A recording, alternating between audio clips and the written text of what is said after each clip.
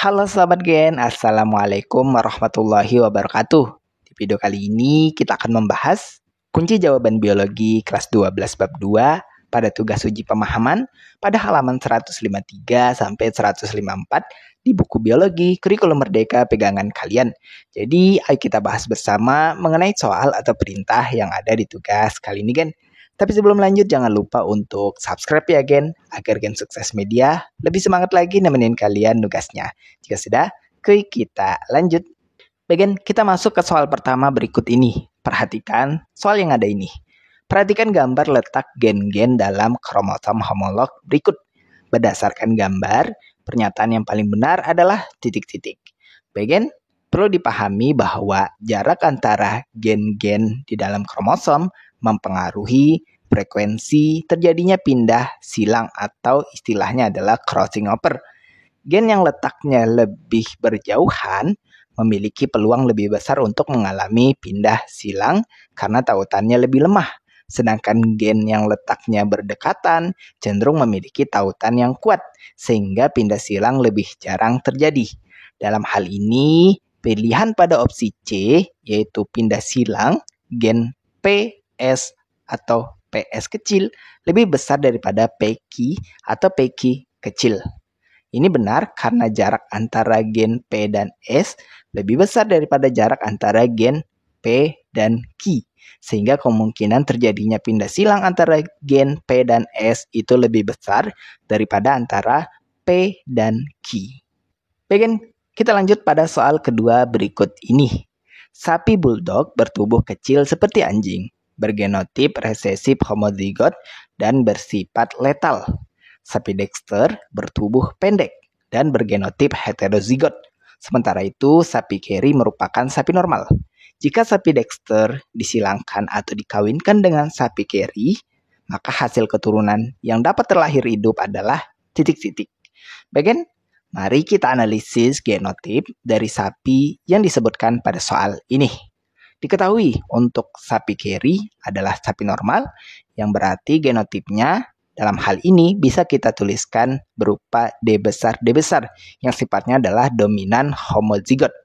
Kemudian sapi Dexter bertubuh pendek dan heterozigot, berarti genotipnya kita bisa tulis D besar D kecil. Kemudian untuk sapi bulldog bertubuh kecil seperti anjing dan genotipnya adalah D kecil yang sifatnya adalah resesif homozigot yang tadi disebutkan bersifat letal, sehingga sapi dengan genotip ini, yaitu sapi bulldog, tidak dapat hidup. Nah, jika sapi Dexter, D besar D kecil, disilangkan dengan sapi Kerry, D besar, maka hasil persilangannya adalah sebagai berikut pada diagram persilangan yang ada ini kan. Untuk induknya, D besar D kecil dikali atau disilangkan atau dikawinkan dengan D besar, maka untuk gametnya, untuk D besar D kecil itu ada D besar D kecil, dan untuk D besar maka gametnya hanya satu, yaitu alel D besar. Maka kita silangkan aja menggunakan diagram Punnett sebagai berikut, yaitu didapat untuk anakannya atau rasio genotipnya untuk keturunannya adalah D besar dan D besar D kecil, artinya hanya dua anakan, yaitu 1:1. Maka rasio fenotipnya menyesuaikan dengan hal yang diketahui. Maka untuk D besar adalah sapi Kerry banding D besar D kecil adalah sapi Dexter, yang mana 1:1. Nah, karena sapi bulldog memerlukan genotip D kecil, maka hasil keturunan dari persilangan ini tidak akan menghasilkan sapi bulldog, karena sapi Kerry tidak memiliki alel resesif D kecil. Maka persentase hasil keturunannya adalah 50% Kerry dan 50% Dexter, yang mana untuk opsi yang sesuai ada pada opsi B. Bagian kita lanjut masuk ke soal ketiga berikut ini. Perhatikan soal yang ada ini. Karakter biji kacang kapri warna abu-abu dominan terhadap warna hijau. Bentuk biji bulat dominan terhadap bentuk kisut. Penyilangan antara kacang berwarna abu-abu dan bentuk bulat dengan kacang berwarna hijau dan bentuk kisut diperoleh data hasil keturunan sebagai berikut. Berilah tanda centang pada kolom benar atau salah untuk setiap pernyataan terkait penyilangan tanaman kacang kapri tersebut. Bagian, mari kita analisis satu persatu pernyataan terkait penyilangan tanaman kacang kapri. Untuk pernyataan pertama, terkait dengan kombinasi parental sebanyak 62,5% merupakan pernyataan yang benar, di mana kombinasi parental di sini merujuk pada fenotip yang sama dengan parental atau induknya, yaitu abu-abu bulat dan hijau kisut yang disilangkan. Nah, kita hitung abu-abu bulat jumlahnya pada data ini 1.500, hijau kisut jumlahnya 1.000. Maka kita kombinasikan dulu, yaitu 1.500 ditambah 1.000 sama dengan 2.500. Kita simpan datanya. Kemudian kita totalkan jumlah total keturunannya, yaitu mulai dari abu-abu bulat hingga hijau kisut, yaitu 1.500 ditambah 700 ditambah 800 ditambah 1.000, hasilnya 4.000. Nah, persentasenya yaitu kombinasi parental bisa kita hitung dengan cara yaitu kombinasi parental totalnya dibagi dengan jumlah total keturunan dikali 100. Dengan hasil 2.500 dibagi 4.000 dikali 100 sama dengan 62,5%.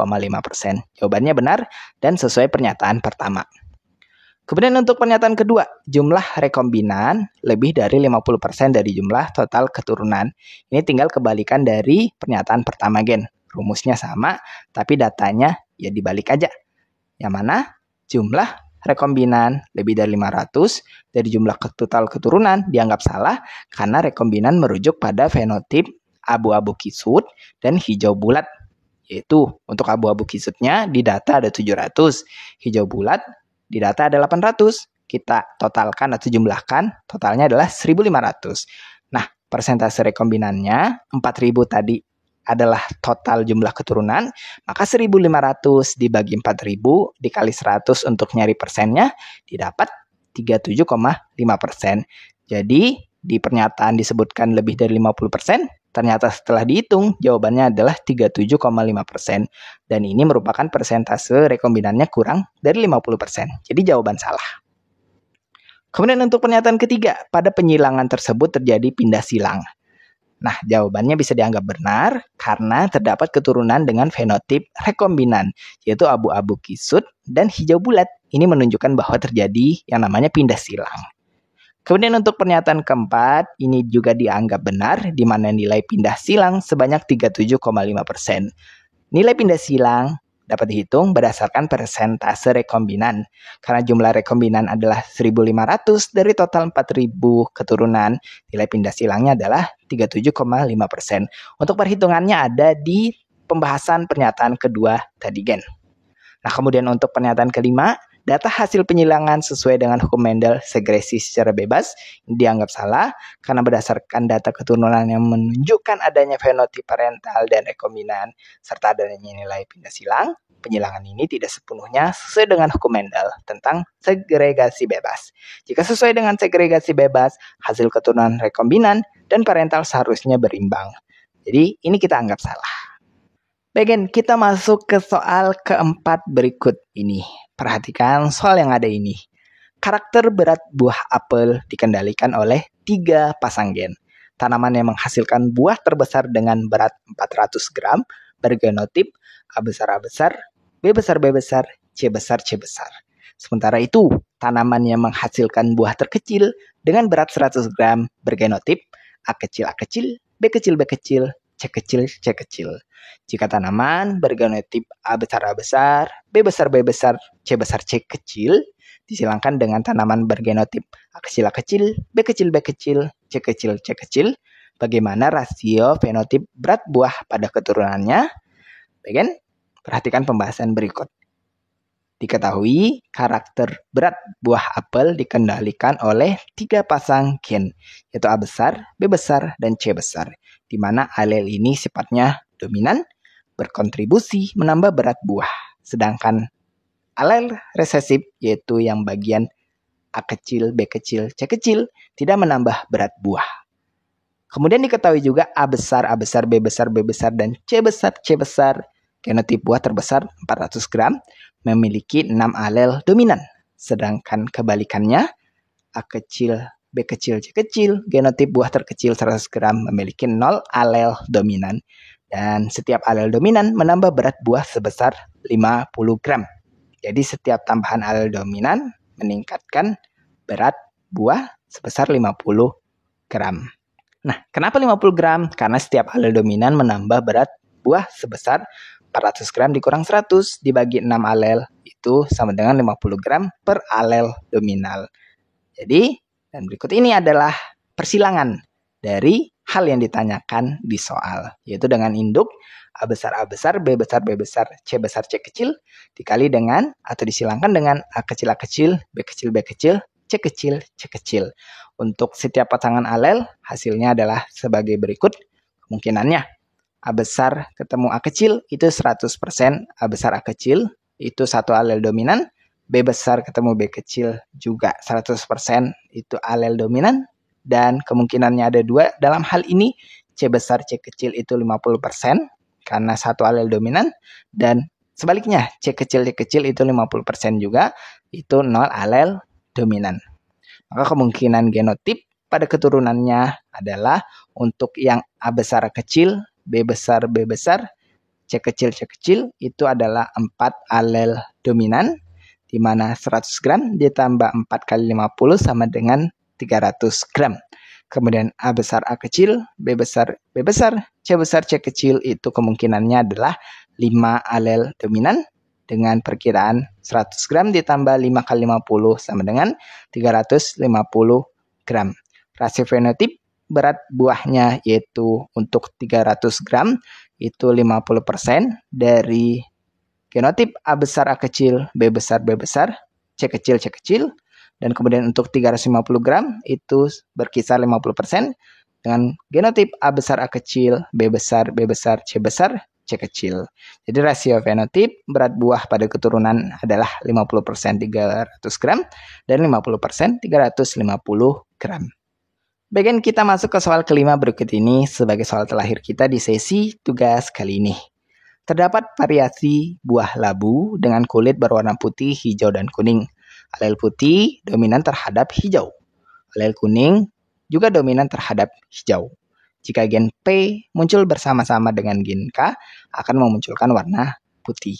Maka dalam hal ini ada 3 anak soal yang perlu kita bahas. Jadi perhatikan satu persatu untuk pembahasan setiap anak soal ini, gen. Untuk anak soal pertama, gen manakah yang bersifat epistatis? Jawabannya adalah sebagai berikut. Perlu diketahui, gen epistatis adalah gen yang mengendalikan atau menutupi ekspresi gen lain. Dalam kasus labu yang ada pada soal, gen putih dan gen K, yaitu kuning, bersifat epistatis terhadap gen hijau, yang mana alelnya adalah P dan K. Ini berarti jika gen P atau K ada, gen hijau tidak akan tampak karena tertutupi. Kemudian untuk anak soal kedua, gen manakah yang bersifat hipostatis? Maka berikut adalah pembahasannya. Diketahui gen hipostatis adalah gen yang ditutupi efeknya oleh gen lain, yaitu gen epistatis.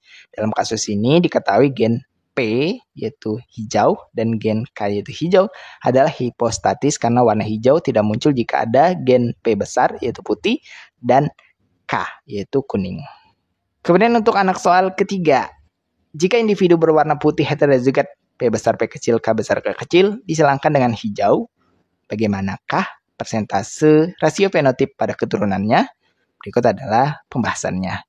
Mari kita lakukan perhitungan untuk keturunan dari persilangan antara individu putih heterozigot P besar P kecil, K besar K kecil dengan individu hijau yang diketahui dari soal adalah P kecil, K kecil, K kecil. Di mana genotip individu putih heterozigot diketahui P besar P kecil, K besar K kecil, dan untuk genotip individu hijau P kecil, K kecil, kita bisa menggunakan kotak Punnett untuk menghitung rasio fenotip keturunannya. Oke, berikut adalah lanjutan untuk pembahasan poin C berikut. Untuk induknya atau parentalnya kita bisa tuliskan P besar P kecil, K besar K kecil untuk putih disilangkan dengan P kecil, K kecil untuk hijau. Di mana gametnya didapat untuk yang induk pertama adalah P besar K besar, P besar K kecil, P kecil K besar, dan P kecil K kecil. Untuk yang hijau didapat untuk gametnya adalah P kecil K kecil. Kemudian untuk fenotipnya kita bisa cari dan kombinasi genotipnya melalui diagram Punnett berikut. Ini tinggal disilangkan aja sehingga didapat 4 keturunan pada pertama. Untuk fenotipnya putih, Genotip yang menghasilkan warna putih bisa dipastikan adalah memiliki salah satu alelnya adalah P besar dan K besar. Untuk genotip yang menghasilkan warna kuning harus P kecil, kemudian ada K besar. Kemudian untuk hijau, genotip yang menghasilkan warna hijau harus resesif semua, yaitu P kecil, K kecil. Maka hasilnya didapat berdasarkan diagram Punnett berikut. Untuk pertama, P besar, P kecil, K besar, K kecil adalah putih. Kemudian P besar, P kecil, K kecil adalah putih. Kemudian P kecil, K besar, K kecil adalah kuning. Dan terakhir, P kecil, K kecil adalah hijau. Di mana persentase rasio fenotip pada keturunan didapat putih 50%, kuning 25%, dan hijau 25%. Jadi hasil persilangan akan menghasilkan keturunan dengan warna putih, kuning, dan hijau dengan persentase berturut-turut sebagai berikut. 50% putih, 25% kuning, dan 25% hijau. Nah kan itulah pembahasan sekilas kita untuk kunci jawaban biologi kelas 12 bab 2 pada sesi tugas uji pemahaman pada halaman 153 sampai 154 di buku pegangan biologi kurikulum merdeka. Terima kasih karena telah menonton video ini sampai habis kan. Jika dirasa video kali ini bermanfaat, jangan lupa untuk like dan subscribe ya gen. Sampai jumpa di video berikutnya dan wassalamualaikum warahmatullahi wabarakatuh.